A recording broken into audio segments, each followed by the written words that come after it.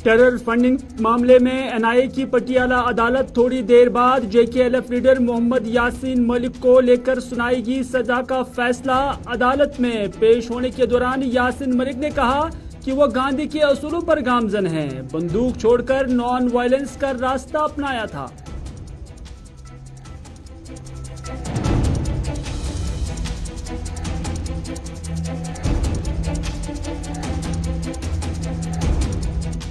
PDP youth leader Waheed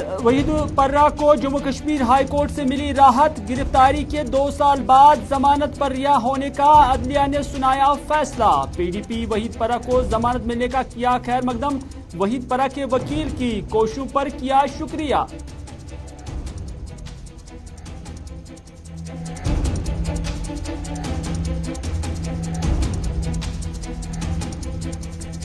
और महबूबा मुफ्ती ने यासीन मलिक के मामले पर एनआईए कोर्ट के मुमकिन फैसले पर दिया बयान। कहा फांसी देने से कभी मसाइल हल नहीं हुए। मुल्क के अदलिया का पाकिस्तानी अदलिया से किया मवाजना। कहा वहां लिंचिंग पर 6 अफराद को फांसी की सजा सुनाई गई। यहां लिंचिंग करने वाले को फूलों के हार पहनाए जाते हैं।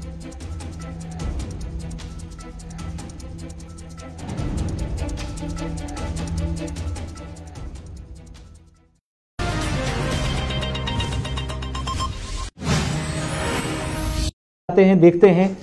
तो क्या यहां कहानी खत्म होती नजर आ रही है या फिर जो कुछ यासीन मलिक की तरफ से कहा गया, इस पर आपका तज्जिया क्या है कि शायद ये दलीलें या जो माजी में ताल्लुकात उनके सरकारों के साथ, वज़ीर आज़म के साथ रहे और पाकिस्तान भारत सरकार की इजाजत के बाद वो गए, स्टेटमेंट्स अपनी जारी करते रहे, लेकिन इल्जाम था कि हाफिज सईद और बाकी तमाम लोगों के साथ डाइस शेयर करना, ये उसी तरह के केस हैं जैसे हमने देखा कि अफजल गुरु या मकबूल भट्ट के केसेस थे। तो इस केस में क्या डेवलपमेंट होती नजर आ रही है, अगर आपके तज्जिया में इस पर जानना चाहूं उन केसेस के साथ जोड़कर जो यासीन मलिक का है। ठीक है, देखिए जहां तक 2 केसेस का आपने हवाला दिया, मकबूल भट्ट वाला मामला जो था वो इस केस से टोटल डिफरेंट था और इस केस में जो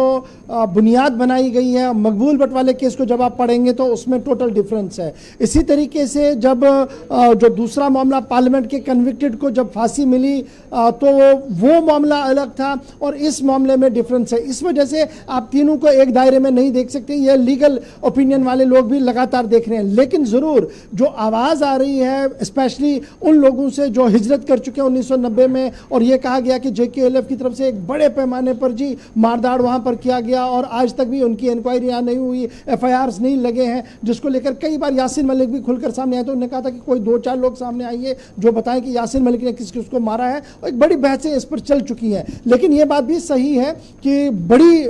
इनजस्टिस हुआ उस वक्त, और उस वक्त at the helm of where JKLF हुआ थी, जेकेएलएफ ही थी जो एक बड़ी ऑर्गेनाइजेशन थी। लेकिन क्या यासीन मलिक के हाथ में सारी कमान थी, ये भी एक बड़ा सवाल अपनी जगह पर है। लेकिन बाय एंड लार्ज जब आप देखते हैं आज का दिन यासीन मलिक के लिए इंतहाई अहम होगा। अगर लाइफ सेंटेंस लगता है, इन्हें उम्र कैद की सजा लगती है, तो वो 15-17 कितना लगेगा और उसमें कितने साल जज उसको रिलैक्सेशन देगा जो उन्होंने दिए हैं, तो अलग से होगा। अगर उन्हें फांसी की सजा हुई तो ये मान लीजिएगा कि यासीन मलिक का चैप्टर आज क्लोज हो गया और यहाँ से एक नई पॉलिटिक्स फिर होगी। किस तरीके से वो जम्मू कश्मीर में चली जाएगी उसका अभी कहना बहुत ज़्यादा मुश्किल होगा। लेकिन दोनों चीज़ें हमारे सामने हैं। यासीन मलिक ने जिस तरीके से 19 तारीख को आपको याद होगा उन्होंने क्या कहा, उन्होंने कहा कि यस मैं गिल्टी हूँ जी, मैं ये सारे चार्जेस मान लेता हूँ। लेकिन आज जब वो कोर्ट के सामने आए तो उन्होंने क्या कहा कि मैं वो तो मान ही रहा हूं, लेकिन मेरी एक पॉलिसी रही है जी, मैं सरेंडर कर चुका हूं और मैंने बंदूक छोड़कर अदम तशद्दुद का रास्ता अडॉप्ट किया है और साहब का वज़ीर आज़म के साथ मेरा काम हुआ है, फॉरेन ऑफिस के साथ मेरा काम हुआ और मैं लगातार चल रहा हूं वहां पर। तो ये सारी चीज़ें हैं जी जो इसके साथ जुड़ी हुई हैं और ये एक लंबी हिस्ट्री है और इस पर पॉलिटिक्स भी आप देखेंगे जम्मू कश्मीर के अंदर होगी, चाहे वो मेन स्ट्रीम पार्टियाँ हों या हिज़्ब इख्तिलाफ की पार्टियाँ हों, वो ज़रूर इस पर अपने अपने तरीके से रद्द-ए-अमल भी देंगे। लेकिन इस वक्त की जो अहम बड़ी डेवलपमेंट है वो यही है कि केस शुरू हो गया, जज ने दोबारा से इस पूरे मामले को सुनना शुरू कर दिया है। जो मेरे सोर्सेज अभी बता रहे हैं यही वजह है कि पटियाला कोर्ट के बाहर सिक्योरिटी को काफी हाई अलर्ट पर कर दिया गया है। उसके साथ साथ जो लाल चौक का एरिया, जो उनका रेजिडेंशियल एरिया है, वहां पर सिक्योरिटी को ब्रीफ अप किया गया है, क्योंकि थोड़ी देर पहले जो विजुअल्स हमारे साथी दिखा रहे थे कि यासीन मलिक का जो घर वहां पर है, एक दफ्तर है जम्मू कश्मीर लिबरेशन फ्रंट का जो ममनुआ है, उसके साथ साथ एक घर है उनका, उस घर के आसपास भी सिक्योरिटी को डिप्लॉय कर दिया गया है। बिल्कुल, सीएपीएफ के जवान दिल्ली के अंदर और स्पेशल सेल के जो कि पटियाला हाउस कोर्ट के बाहर या पूरे इस परिसर में नजर आ रहे हैं, लेकिन थोड़ी देर में यासीन मलिक की सजा पर ऐलान किया जा सकता है। श्रीनगर वापस चलते हैं, सईद जमल हमारे साथ हैं, जहां पर थोड़ी देर पहले उनके घर के अंदर की भी तस्वीरें आपको दिखाई, दुआ की जा रही थी और इंसाफ की गुहार लगाई जा रही थी। अब क्या सिचुएशन वहां पर है, और पुलिस जो डिप्लॉयमेंट की आप तजम्मुल बात कर रहे थे, उसमें कोई और अतिरिक्त जवान नजर आ रहे हैं और डिप्लॉयमेंट इस इलाके के अंदर, या सिर्फ पर्टिकुलर एरिया ये जो यासीन मलिक के घर के आसपास का, या डाउनटाउन के पूरे एरिया के अंदर सिक्योरिटी कवर है? देखिए आसिफ रशीद, जब आप सिक्योरिटी डिप्लॉयमेंट की बात करते हैं तो बिल्कुल समझ से बाहर है। कुछ वक्त पहले हमने देखा कि कंसर्न एसडीपीओ शबीर अहमद खान अपनी टीम के हमरा, अपने एहलकारों के हमरा यहाँ पहुंचे थे और एक आध जिप्सियों के साथ इस इलाके का दौरा किया, लेकिन जब अंदर से कुरान शरीफ पढ़ने और उससे विरोध करने की आवाजें आई, खुसूसी दुआओं का एहतमाम किया जा रहा था मकामी खवातीन की तरफ से, और यासीन मलिक के इस वर्डिक्ट आने के बाद जो चंद मिनटों के बाद आ जाएगा, खुसूसी दुआएं रब्बुल जलाल की बारगाह में की जाती थी, तो उन आवाजों को सुनते सुनते जम्मू कश्मीर पुलिस का डिप्लॉयमेंट यहाँ बढ़ा दिया गया। लेकिन कुछ वक्त तक यहाँ ये जिप्सियां रही और उसके बाद वो जाके वापस मुदस्सिर आप दिखाएगा कि उस जगह जाके जहां पे एंट्री गेट शुरू हो जाता है इस माइसबा गली का, वहां पर चौक के पहले से ही सीआरपीएफ का बंकर मौजूद है और चंद जिप्सियां वगैरह जो है उस तरफ रखी गई है, चूंकि लॉ एंड ऑर्डर का कोई इस तरह का माहौल पैदा ना हो जाए। जम्मू कश्मीर के इस माइसमा श्रीनगर में यासीन मलिक की रिहाइशगाह के बाहर जरा इब्लाग, print media, electronic media, social media के तमाम नौजवान यहाँ पे मौजूद हैं, लेकिन लोकल बच्चे और नौजवान जो है वो यहाँ पे जमा होना शुरू हो गए हैं, क्योंकि 3 बजे से पहले तक तस्वीरें यहाँ से साफ दिख रही थी कि कोई मूवमेंट नहीं थी और दुकानें, कारोबारी इदारे मुकम्मल तौर पर बंद हैं। मुकम्मल हड़ताल के बीचों बीच में नौजवानों की बड़ी तादाद यहाँ पर पहुंच गई है और पुलिस का डिप्लॉयमेंट यहाँ तक लाया गया था, लेकिन बाद में उसे दोबारा हटा दिया गया। न जाने सिक्योरिटी फोर्सेस का क्या आज की रणनीति को लेकर है, किस तरह का प्रोग्राम है, क्योंकि 3:30 बजे तक तमाम जम्मू कश्मीर बल्कि बहुत सारे ममालिक हैं जो अपनी टेलीविजन चैनलें और सोशल मीडिया की नशरियात लगातार देखते हैं कि यासीन मलिक फ्रंट चेयरमैन के बारे में क्या फैसला आ जाता है, उम्र कैद की सजा होगी या किसी और तरह की सजा का तजवीज किया जाएगा, लेकिन उसका इंतजार सबों को है। और सड़कें जो है वाइस समय में यासीन मलिक साहब के रेजिडेंस के बाहर खचाखच जवानों से भरी हुई है, लेकिन किसी इसी तरह का कोई लॉ एंड ऑर्डर का मामला नहीं है, क्योंकि मैंने आपको फैमिली के विजुअल्स दिखाए थे, जो लोकल लेडीज अंदर घरों में बैठी थी, कुछ नाराबाजी हुई थी, कुरान शरीफ का विरोध हुआ था, खुसूसी दुआओं का एहतमाम था, लेकिन बाद में हमें कहा गया उन खवातीन की तरफ से हमें पर्दे में ही रहने दीजिए, आप बाहर जाइएगा, हमारी तस्वीरों को दिखाने की जरूरत नहीं है। और जिस मरहले पे वो इस वक्त है वो रब्बुल जलाल के हाथ सर पे सुजूद होने के अलावा कोई दूसरा रास्ता उनके पास नहीं है। अब जो कि बाहर का जो माहौल है वो कदर मुख्तलिफ है, बाहर के माहौल में लोकल लड़के जो है वो जमा हो चुके हैं, लेकिन पुलिस एहलकार जो है कुछ देर तक यहाँ डिप्लॉयमेंट होने के बाद वापस चली गई है। और फिलहाल आखिरी इत्तला जो है, जब मैं ग्राउंड जीरो पे यहाँ पे मौजूद हूँ, लोगों की बड़ी तादाद मौजूद है, लोकल लोगों की, और जिनमें से चंद नौजवान जो है बाकी इलाकों से आए हुए हैं, और फोर्सेस ने न सिर्फ इस एरिया में वो एक रिलैक्स्ड माहौल है और किसी किस्म की सख्ती नहीं है, और गाड़ियां जो निजी गाड़ियां वो एक जगह से दूसरी जगह जा रही हैं, पुलिस किसी को रोक नहीं रही है। फिलहाल इस गली को काफी बिजी कर रखा है जवानों ने, बच्चों ने, और तस्वीरों में लगातार दिखाएगा मुदस्सिर कि किस तरह से ये जो माइसमा का एंट्री एग्जिट पॉइंट है इसमें बड़ी तादाद में, हालांकि मीडिया से वाबस्ता बहुत सारे अफराद यहाँ पे मौजूद हैं, लेकिन आम लोग जो लोकल एरिया से ताल्लुक रखते हैं, शहर के दाएं बाएं ऊपर नीचे के इलाकों से आए हुए हैं, उनकी कसीर तादाद जो है यहाँ पर जमा हो चुकी है। और अगली तस्वीर में जो ही वर्डिक्ट आ जाएगा कोर्ट से, यासीन मलिक को अपनी इनिंग जो है, अपनी इस जिंदगी को अगले हिस्से को किस तरह से और किस तरफ लेके जाएगा, सूरत हाल उस पर डिपेंड करता है कि नौजवानों की बड़ी तादाद अभी भी आराम से बैठे, कोई नाराबाजी नहीं है, कोई इस तरह का मुझे नहीं लग रहा कि कोई किसी ने बड़े ऊंचे सुर में किसी से बात भी की होगी, लेकिन एक तरफ अजान माइक एड्रेस और दूसरी तरफ से लोग इंतजार करें कि फैसला किस का होगा, और उसी हिसाब से इस नबियत की जो सूरत हाल होगी वो आगे बढ़ती जाएगी। आसपास जो थोड़ी बहुत मूवमेंट नजर आ रही है, तो क्या उससे ये माने कि पहले जो सिक्योरिटी नजर आ रही थी थोड़ी बहुत वो मामूल के मुताबिक थी, या एक गश्त की जा रही थी, बाकी कहीं पर कोई रिस्ट्रिक्शंस आसपास नहीं है, या ये कहा गया हो कि आप घर के आसपास कोई घूमता हुआ नजर ना आए? देखिए, डिप्लॉयमेंट जो फोर्सेस की हुई थी, चूंकि कंसर्न एसडीपीओ का इलाका आता है, कोई कानून या कोई किस्म की कोई परेशानी तो ना होगी, जिसके बाद पहले हमने देखा कि सुबह सुबह फोर्सेस की बड़ी टुकड़ियां यहाँ पे नजर आई, लेकिन उसके बाद फिर चलिए मैं दोबारा आपके पास सईद जमल लौटूंगा, आप हमारे साथ रहिए। एग्जीक्यूटिव एडिटर इशफाक गौहर भी हमारे साथ हैं। सुनवाई दोबारा से शुरू हो गई, क्या कुछ अपडेट है इशफाक? देखिए अपडेट, दो चीज़ें बड़ी दिलचस्प थी इसमें। जब पिछली बार जज मौसूफ ने यह कहा था कि मलिक मोहम्मद यासीन की जो JKLF के चीफ है उसकी फाइनेंशियल स्टेबिलिटी को जांचा जाए और NIA को कहा गया था कि वो इन्वेस्टिगेट करके एक एफिडेविट फाइल करे, और यासीन मलिक से भी कहा गया था कि वो भी अपनी फाइल करे जी एफिडेविट। वो एफिडेविट फाइल हुई और जो सोर्सेज हमें बता रहे हैं कि यासीन मलिक ने अपने एफिडेविट में जो लिखा है वो लिखा है कि उनके पास एंसेस्ट्रल प्रॉपर्टी है जी, 11 कनाल की जमीन उनके पास है जो एंसेस्ट्रल प्रॉपर्टी है, और उसके साथ साथ ये भी लिखा है कि कोई फाइनेंशियल बैकअप उनका उतना नहीं है जो बैंक के सामने वो रखे कि कहीं बैंकों के अंदर उनमें कोई है, और ना ही विदेशों में कोई प्रॉपर्टी है उनकी। यानी कुल मिलाकर 2-3 लाइनों में उन्होंने अपना फाइनेंशियल स्टेटस बता दिया है कि स्पेशल NIA कोर्ट ने जब ये कहा था कि आप ये बता दीजिए कि क्या है आपके पास, उनका मानना था कि 11 कनाल ऑफ एंसेस्ट्रल प्रॉपर्टी उनके श्रीनगर के अंदर है। कुल मिलाकर इतनी उनकी प्रॉपर्टी है जो उनके आबा अजदाद की थी, लेकिन उनके ज़ात पर यानी उनके नाम पर कहीं पर भी कोई प्रॉपर्टी नहीं है। ये उस डायरेक्शन के बाद बात सामने आई है जो डायरेक्शन ऑनरेबल कोर्ट ने दी थी मलिक यासीन को और NIA को कि वो फाइल करे। जी क्या पोजीशन है? जी एक चीज और भी बताइएगा, केस की लगातार जब हम बात कर रहे हैं तो यासीन मलिक की तरफ से जो दलील दी गई है, जो अभी हमारे साथ वकील साहब बैठे थे वो कह रहे थे कि इस तरह की दलाइल को इन सेंसिटिव केसेस में बहुत कम माना जाता है। 12 जनवरी 2016 का दिन भी हमें याद आता है।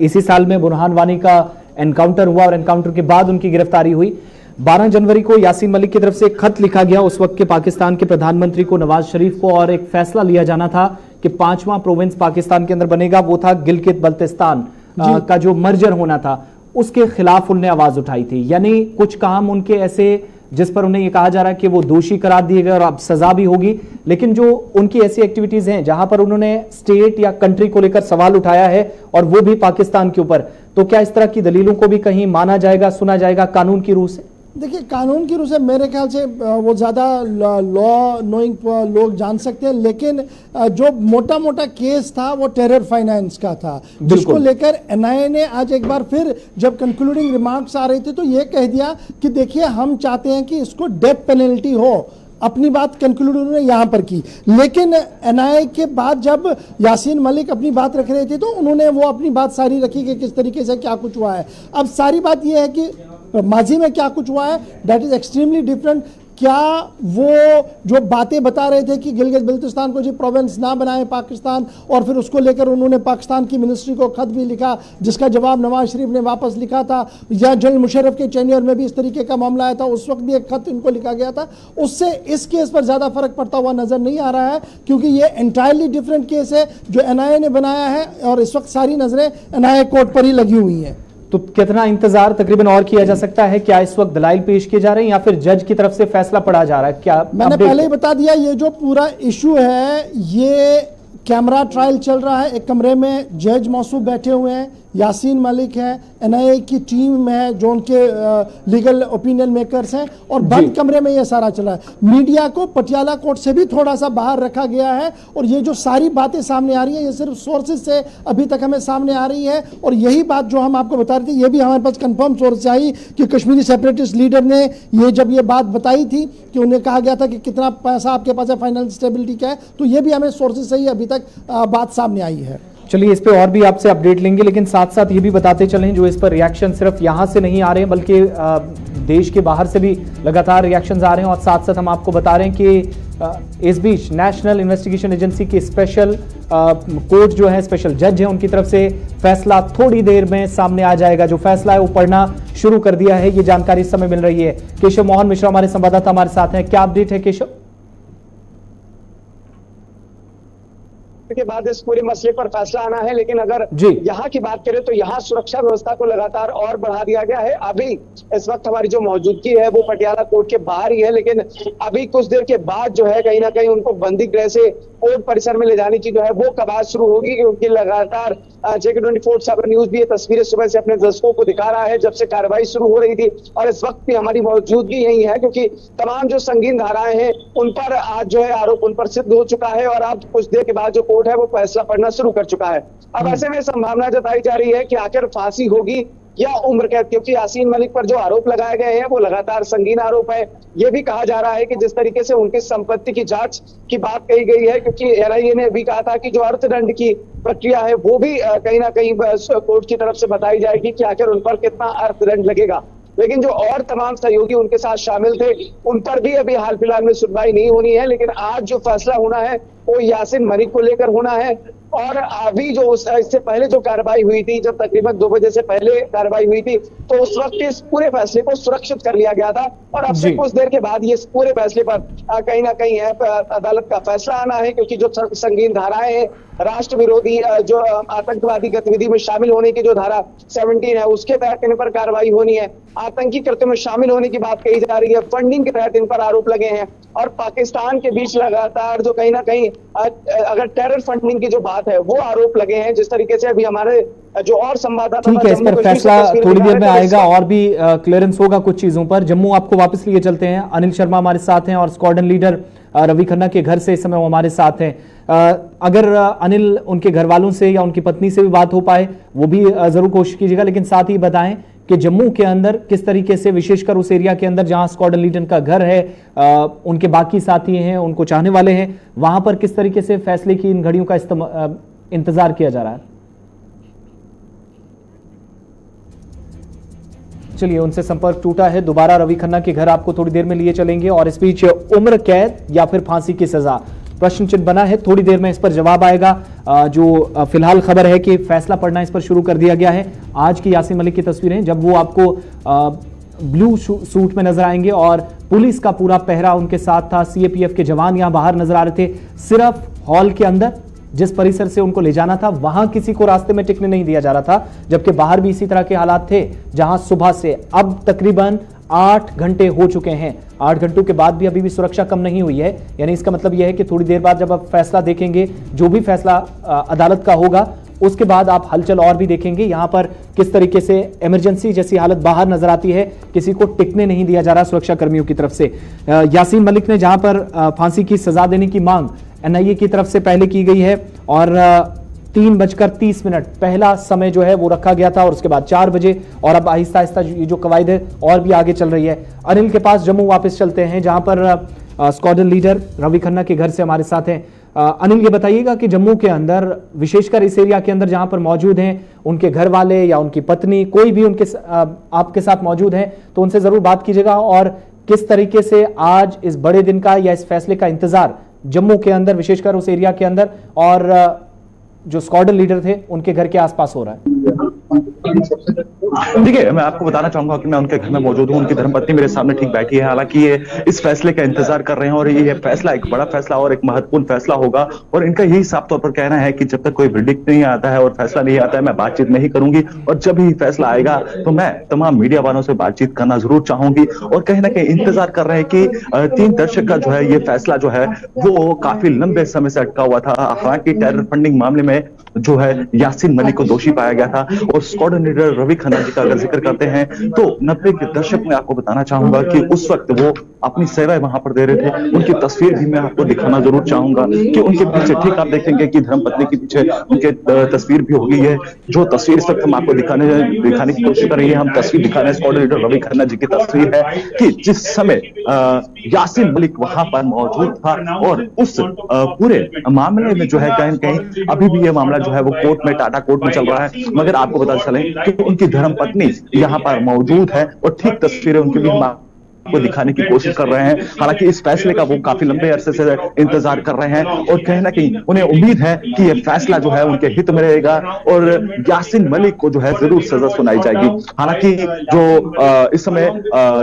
दिन लगभग आपको पता चले कि 3:30 बजे का पहला फैसला आना था और इस मामले को जो है आगे बढ़ाया गया है। अभी फैसला जो है वो सामने नजर नहीं आया है, मगर आपको बताते चले कि लगातार मीडिया जो है इनके घर में हुआ है और इंतजार कर रहा है कि जब फैसला आएगा। उनका यही कहना, उनकी धर्मपत्नी का यही कहना है कि जब फैसला आएगा उसी के बाद जो है वो पूरी बातचीत बिल्कुल अनिल, आप हमारे साथ रहिए, दोबारा आपके पास लौटेंगे क्योंकि जहां पर आरोपों की बात हो रही थी तो वो बड़े पॉइंट्स जिनमें से कुछ उनने कबूले हैं और कुछ केसेस, चूंकि 65 केसेस की एक लंबी लिस्ट है जो हर समय या हर वर्ष हर महीना गुजरने के साथ साथ उन पर जो आरोप लगे हैं, इनमें से कुछ आरोप ऐसे थे जो मैंने पहले भी आपको कहा कि जब जब वो प्रदर्शन करते थे तो तब उन पर आरोप लगे कि वो जम्मू कश्मीर की धरती पर आतंक फैला रहे हैं। उनके प्रदर्शन खत्म होने के बाद ही हिंसा होती है, हिंसक झड़पें होती हैं, कहीं पर लोगों की जान जाती है और ज्यादातर इनमें ऐसे लोग थे जो बेगुनाह थे वो मारे गए। ये एक आरोप उन पर था। दूसरी बात कि लश्कर के साथ, मैं पहले भी आपको बता चुका हूं, ये वो आतंकी गुट है जिसके आका पाकिस्तान के अंदर हैं और जम्मू कश्मीर तक इनके हाथ आज के वक्त में भी कहा जाता है या जो देखा गया है खून से रंगे हैं। अलग अलग इलाकों के अंदर इनकी ओर से हमले किए गए और यही कारण था कि इसमें कई सिविलियंस आए, सुरक्षाकर्मी आए और यहां तक कि कश्मीरी पंडितों को भी कहा जाता है कि लश्कर का भी, हालांकि लश्कर उस समय इतने बड़े पैमाने पर काम नहीं करता था, लेकिन जो लोग आज इस गुट में बाद में जाकर शामिल हुए वो कश्मीर घाटी के अंदर इस तरीके से खून करने में उस समय नजर आ रहे थे। तीसरी बात कि साल 2008 में हमने देखा कि हुर्रियत कॉन्फ्रेंस जब 3 धड़ों में बट गई और आरोप जो यासीन मलिक पर थे कि पोस्ट बुरहान वानी, यानी बुरहान वानी का जो 8 जुलाई 2016 को एनकाउंटर हुआ सुरक्षाकर्मियों के साथ, वो उस मुठभेड़ में मारा गया, तो उसके मारे जाने के बाद कई ऐसी गतिविधियां थी जिनका लेना देना डायरेक्टली उनके साथ था, यानी यासीन मलिक और उनके संगठन के साथ था। फिर क्या होता है कि साल 2017 में उनकी गिरफ्तारी होती है 30 मई 2017 को टेरर फंडिंग केस में। ये कि जितने भी संगठन जम्मू कश्मीर के अंदर इस समय काम कर रहे हैं उन संगठनों को पीछे से पैसा कौन देता है, फंड्स कहां से आते हैं, वो फंड्स रेज करना, फिर उन तक पहुंचाना, ये भी जाहिर सी बात है एक बड़ा नेटवर्क हो सकता है जो उस समय ऐसी जानकारी एजेंसियों के पास थी, सुरक्षा कर्मियों के पास थी, अधिकारियों के पास थी और एनआईए हो या बाकी जितनी भी खुफिया एजेंसियां थी वो जम्मू कश्मीर के अंदर काम करती नजर आई। केस ऐसे ही आगे चला। उसके बाद क्या हुआ कि जब ये केस आज यानी 2022 मई के महीने में पहुंचा और पिछली सुनवाई हुई, उससे पहले 10 तारीख को ये खबर आई कि यासीन मलिक की जब तक सुनवाई होगी, जब तक सजा का ऐलान एनआईए का विशेष कोर्ट करेगा, अदालत करेगी, तब तक उन्होंने अपना जो जुर्म किया था वो कबूल कर लिया, उन्होंने मान लिया कि उन्होंने ये गलतियां की हैं। उसके बाद उनका वकील भी अचानक से उनकी तरफ से हटा दिया जाता और कुछ लोग कश्मीर से भी और कुछ बाकी लोग भी जिनने अप्रोच की कि वो उनका ये केस लड़ना चाहते हैं, लेकिन सूत्रों से मिली जानकारी के मुताबिक कि यासीन मलिक ने उन्हें मना कर दिया और उन्होंने आज जाकर जब अदालत के अंदर ये केस पहुंचा तो हमारे पास जो इनिशियल रिपोर्ट आई, जो सूत्रों से हमें जानकारी मिली, उसमें उनका जो जवाब था, एक तो हमने पहले ही कहा कि उन्होंने कहा कि वो महात्मा गांधी के उसूलों पर, उनके बताए हुए रास्ते पर और उनके स्ट्रगल को फॉलो करते रहे हैं, इसलिए उन्होंने कहीं पर भी ये नहीं सोचा, शुरुआत में उनको लगा कि गलतियां हुई और उसके बाद उन्होंने हथियार छोड़ दिया। एक वो उन्होंने महात्मा गांधी का नाम लिया। दूसरा, सूत्रों से मिली जानकारी के मुताबिक अटल बिहारी वाजपेयी के समय में उन्हें पासपोर्ट दिया जाता है, वो पाकिस्तान गए और भारत की तरफ से उन्होंने स्टेटमेंट जारी किया जिसका मतलब ये हुआ कि भारत सरकार उन्हें अलाउड करती थी। इसका मतलब यासीन मलिक शायद ये पूछना चाह रहे थे कि वो गुनाहगार हैं तो उनको ये चीजें अलाउ करने वाले, उनको पासपोर्ट देने वाले, दूसरे देश में भेजने वाले, क्या वो ऐसे में गुनाहगार साबित नहीं हो सकते? एक ये बात। तीसरी बात उनकी तरफ से रखी गई जब एनआईए की तरफ से कहा गया कि सेक्शन 121 का इस्तेमाल होना चाहिए, जिसका मतलब ये हुआ कि वो व्यक्ति जिसके खिलाफ कार्रवाई होनी चाहिए, यानी यासीन मलिक, जो सरकार के खिलाफ एक युद्ध छेड़ देता है और ऐसे में माहौल खराब होता है, लॉ एंड ऑर्डर की सिचुएशन बनती है, उस व्यक्ति को 121 इस सेक्शन के तहत कार्रवाई करके, जिसमें मैक्सिमम या ज्यादा से ज्यादा जो पनिशमेंट है, जो सजा है, वो मौत की सजा है, फांसी की सजा है। इसके अलावा थोड़ा सा आगे बढ़े तो पता यह भी चला कि उनकी तरफ से यह कहा गया कि बुरहान वानी के एनकाउंटर के बाद सूत्रों से मिली जानकारी के मुताबिक जो उन्होंने बातें रखी हैं, 30 मिनट के अंदर जब एनकाउंटर हुआ, अगले 30 मिनट के दौरान ही उन्हें गिरफ्तार कर लिया जाता है। उसके बाद बीच में वो छोड़े भी गए, फिर पूछताछ होती रही और बाद में केस एजेंसी के हाथ लग गया। 7 ऐसे प्रधानमंत्री देश के रहे हैं जिनके टेन्योर में उन्होंने काम किया है और उन्होंने ये भी कोर्ट के अंदर, जो सूत्रों से हमें जानकारी मिली, कहा कि मैं चैलेंज करता हूं कि जो खुफिया इदारे हैं, जो इंटेलिजेंस एजेंसीज हैं, अलग अलग हिस्सों के अंदर जम्मू कश्मीर से दिल्ली तक काम करती हैं, उनके हाथ पिछले 28 वर्षों में मेरा कोई क्राइम, मेरा कोई जुर्म हाथ लगा हो या कोई ऐसी गतिविधि जहां पर मैंने देश या राज्य के खिलाफ कोई काम किया हो तो वो सबूत करें। मैं पॉलिटिक्स से रिटायर हो जाऊंगा, मैं आज के वक्त में मौत की सजा अगर सुनाई जाती है तो उसके लिए भी तैयार हूं। ये उनकी तरफ से चैलेंज करने की बात कही, जो सूत्रों से हमें जानकारी मिली। इसके अलावा क्या हुआ कि जो उन पर आरोप थे, इन आरोपों की बात सिर्फ यहीं पर नहीं टिकती। साल 1989 में, जो मैंने पहले भी आपको बताया कि जब देश के जो गृह मंत्री थे महबूबा मुफ्ती के पिता और पीडीपी के पहले जो अध्यक्ष भी रहे हैं, फाउंडिंग मेंबर्स भी थे वो थे मुफ्ती मोहम्मद सईद। उनके होते हुए क्या हुआ कि वो जब देश के होम मिनिस्टर थे, गृह मंत्री थे, तो गृह मंत्रालय उनके पास था। ऐसे में उनकी बेटी का अपहरण होता, अगवा होती है। तो उस समय भी JKLF यानी जम्मू कश्मीर लिबरेशन फ्रंट पर और यासीन मलिक पर आरोप लगते हैं कि उनकी बेटी को अगवा करने में, उनका अपहरण करने में यासीन मलिक और इनके गुट से जुड़े हुए लोगों का हाथ है। ये उन पर आरोप लगा। साल 2020 और 21 में इन पर ये आरोप तय किए गए, जो NIA की तरफ से चार्जशीट भी दी गई और FIA के जो AIF के जो जवान थे, जो इंडियन एयरफोर्स के थे, IAF